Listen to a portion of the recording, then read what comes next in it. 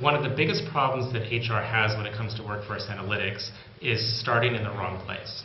Almost everybody who works in this area is typically going to the data that you have at hand and asking, what are the things that we see there? It's very tempting because you can see that there are interesting patterns. You might have turnover data, you could have headcount data, you got information on performance ratings, whatever it is. And it's a very natural tendency to say, what is it that we can find in that data? Because first of all, it's available, it's free, and if you use the data sitting in your systems, then you're helping to justify why it's there and showing that you can provide value. But the problem is that this is the kind of mistake that people make all the time when it comes to thinking about what drives motivation, behavior, and performance.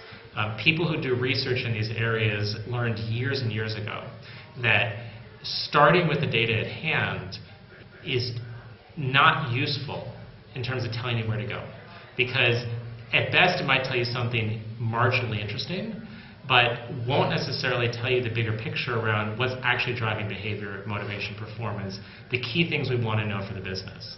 So the answer is to start not with the data itself, but to start with the key questions. So what is it that we want to know about motivation? What is it we want to know about performance? Where is it that we need to see things improve? And that's where you want to focus your attention with analytics. And that starts with defining the right question, making sure you're actually focused on business issues that matter, and then only after that, taking a look at the data you have at hand. And sometimes that data will help to answer the question, but it never is a full answer in and of itself. And you've got to cast your net more broadly.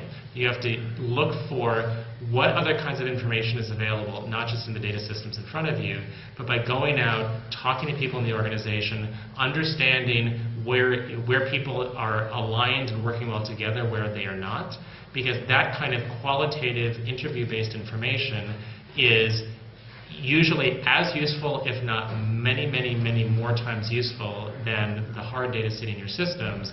And you need to do both, but it starts with the qualitative data and the questions.